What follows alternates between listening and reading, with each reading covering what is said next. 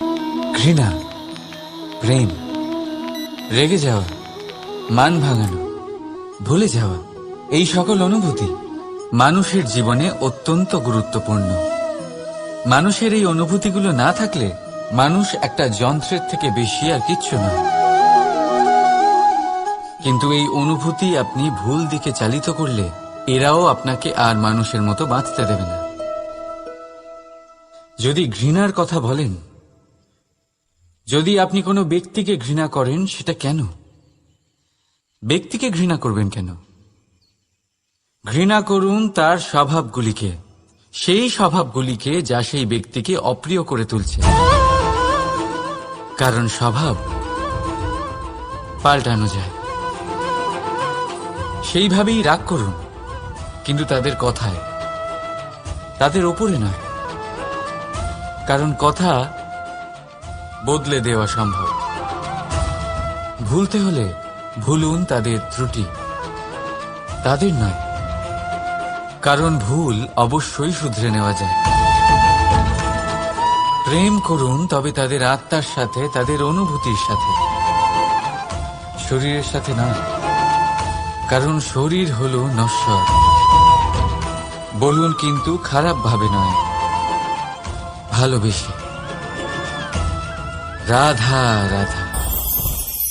মুঠো হাতের শক্তি বেশি, মুঠো খুললেই তা দুর্বল। তা এমন কি থাকা উচিত এই বন্ধ মুঠোয় যা লাখের সমান? মানসিকতা এবং স্বপ্ন। মানুষ জন্মগ্রহণ করে, তার মানসিকতা সময়ের সাথে উন্নত হয়। মানসিকতা অনুযায়ী সে স্বপ্ন দেখে, আর সেই স্বপ্ন সার্থক করতে সে পরিশ্রম করতে থাকে। কিন্তু খুব গুরুত্বপূর্ণ একটা কথা আছে যা আপনার মনে রাখা উচিত। আপনার এই মানসিকতা, আপনার এই স্বপ্ন, তা যেন আপনার নিয়ন্ত্রণে থাকে। আপনার বন্ধ মুঠোয় যেন এর লাগাম থাকে, আপনি যেন এর প্রভু হন। যদি তা হয় তবেই আপনি লাভবান হবেন। যদি এরা আপনাকে নিয়ন্ত্রণ করতে থাকে, যদি আপনার মুঠো খুলে যায়, না পথ আপনার নিয়ন্ত্রণে থাকবে, না মানসিকতা থাকবে, না স্বপ্ন নিয়ন্ত্রণে থাকবে। আর যদি তাই হয় তাহলে আপনি আপনার ভবিষ্যৎ নষ্ট করে ফেলবেন। তাই নিয়ন্ত্রণ করতে শিখুন নিজের বিচার বুদ্ধি, নিজের মানসিকতা, নিজের স্বপ্নকে। নিজের এই স্বপ্ন পূরণ করুন আর আমার সাথে ভালোবেসে বলুন, রাধা রাধা। প্রত্যেক প্রাণী ভালোভাবে জীবন যাপন করতে চান, এটা তাদের স্বভাবে আছে এবং ভাবাটা অনুচিত নয়। কিন্তু একটা ভালো জীবনের গুরুত্বপূর্ণ অংশ কোনটা? বসবাসের স্থান, সেই স্থান যেখানে আমরা জীবন অতিবাহিত করি। এবার মানুষ ভাবতে পারেন যে একটা ভালো বাসস্থানের অর্থ কি? সেই স্থান যেখানে সহজে জল পাওয়া যায়, যেখানে শুদ্ধ বায়ু পাওয়া যায়, যেখানে আনাজ উৎপন্ন হয়। এটা জীবনযাপনের জন্য পর্যাপ্ত বটে, কিন্তু ভালো জীবনযাপনের জন্য আরো একটা কথা আপনাকে বুঝতে হবে। সাধু, জ্ঞানী, পণ্ডিত ব্যক্তি, এই সকল মহাপুরুষ, এনাদের যে বাসস্থান তা অত্যন্ত বিশেষ হয়।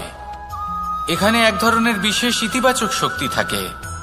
এমন একটা স্থান যেখানে দেবতারাও বিচরণ করেন। জীবন আমরা সবাই যাপন করি, কিন্তু জীবনের উদ্দেশ্য শুধুমাত্র জীবন যাপন করা নয়। জীবনের উদ্দেশ্য হল মুক্তি লাভ করা। আর এই সকল সাধু, জ্ঞানী, পণ্ডিত ব্যক্তি, এই সকল মহাপুরুষ আপনাকে মুক্তির পথে নিয়ে যেতে পারেন। কারণ এরা হলেন সেই মহাপুরুষ যারা নিজেদের অন্তরের বিকার, অহংকার, ক্রোধ, বিদ্বেষ, এই সকল দোষগুলিকে ত্যাগ করেছেন, এদের উপর বিজয় লাভ করেছেন। এমনই একজন ব্যক্তি আপনাকে মুক্তির পথে নিয়ে যেতে পারে। প্রয়োজন হলো শুধুই এনাদের চিনতে পারা, এদের কথা বুঝতে পারা এবং এদের দেখানো পথে চলা। যদি আপনি এটা করতে পারেন, তাহলে এই মন প্রফুল্ল হয়ে বলবে, রাধা রাধা। বিগত দিনের কিছু কথা মনে পড়ে গেল। এক অদ্ভুত ঘটনা যা অমূল্য শিক্ষা দিয়ে যেতে পারে। বিষয় হলো যক্ষের সাথে যুধিষ্ঠিরের কথোপকথন।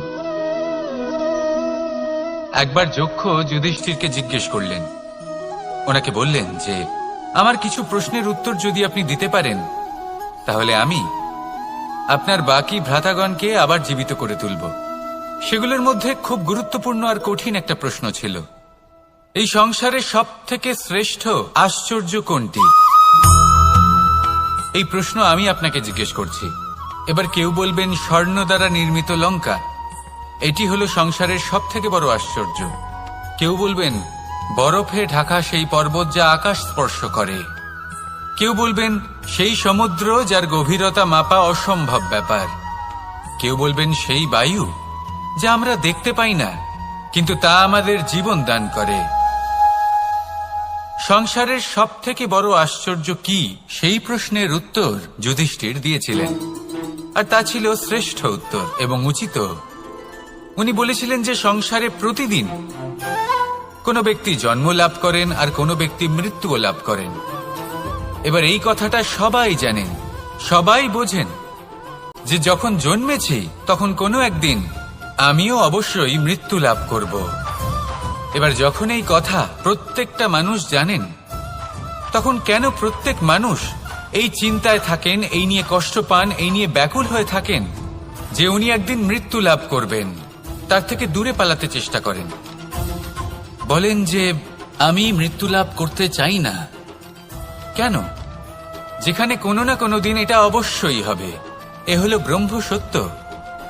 এই যে ব্যাকুলতা, এই ভয়, এই যন্ত্রণা, এই চিন্তা তার মনকে বাঁচতেই দেয় না, এই জীবন অনুভবই করতে দেয় না। সেই জন্য এই চিন্তা, ব্যাকুলতা, ভয় এসবের কি লাভ? কোনো লাভ নেই। সেই জন্য যতক্ষণ জীবনযাপন করছেন প্রত্যেক মুহূর্ত যেন শ্রেষ্ঠ হয়, আনন্দময় হয়, প্রেমের দ্বারা পরিপূর্ণ হয়, সেই চেষ্টা করুন।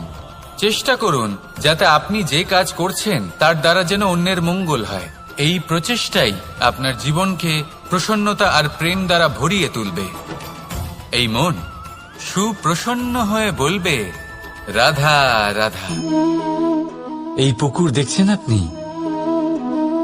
বাচ্চা, বৃদ্ধ, যুবক, যাকেই আমি জিজ্ঞেস করব এটা কি, সবার উত্তর সেই একই হবে। উত্তর তখনই বদলাবে যখন প্রশ্ন এটা হবে যে আপনি এই পুকুরে কি করতে চান।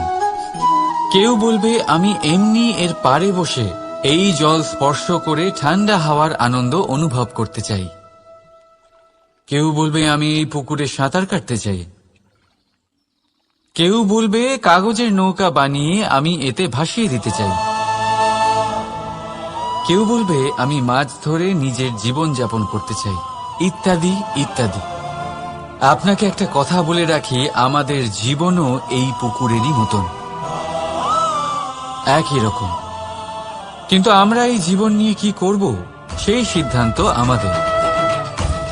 এই পুকুরে আপনি মুক্তও পাবেন, আবার পাঁকও পাবেন। যদি আপনি মুক্ত পেতে চান তাহলে এই পুকুরের গভীরে আপনাকে যেতে হবে, ততটাই চেষ্টা করতে হবে যতটা করলে আপনি সেই মুক্ত অর্জন করতে পারবেন। না হলে শুধু পাঁকে হাত পড়বে। তাই যা আমি সর্বদা বলে থাকি, সিদ্ধান্ত আপনার। রাধা রাধা। এই সংসারের সব থেকে বড় সুখ কি?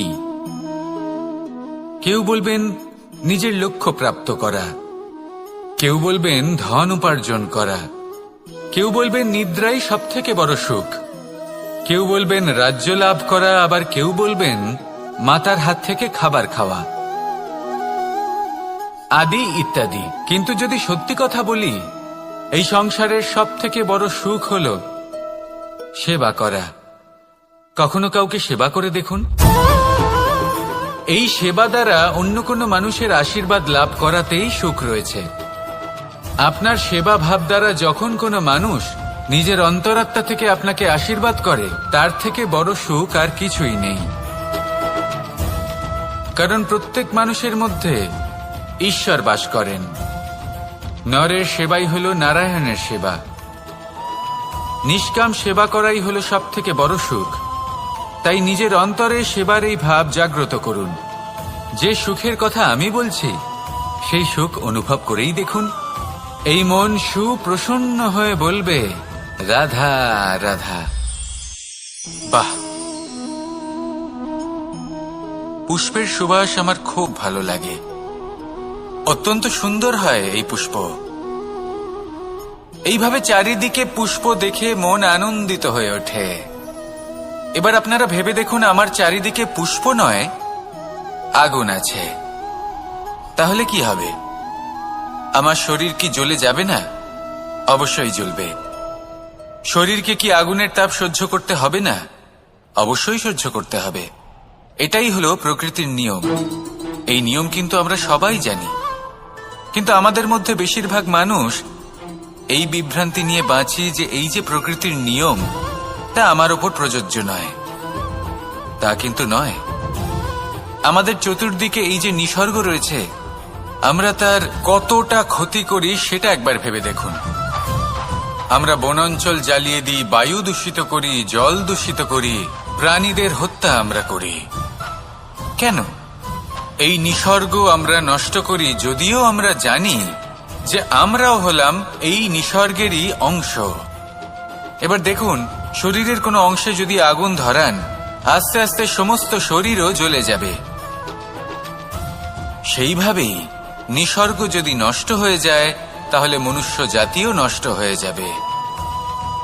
তাই এই যে নিসর্গ আপনি দেখছেন, এই পুষ্প, এই বৃক্ষ, বায়ু, জল, এদের সকলকে রক্ষা করুন, নষ্ট নয়। মনে রাখবেন, যদি নিসর্গ থাকে মানুষ থাকবে, যদি নিসর্গ থাকে তাহলেই জীবন থাকবে।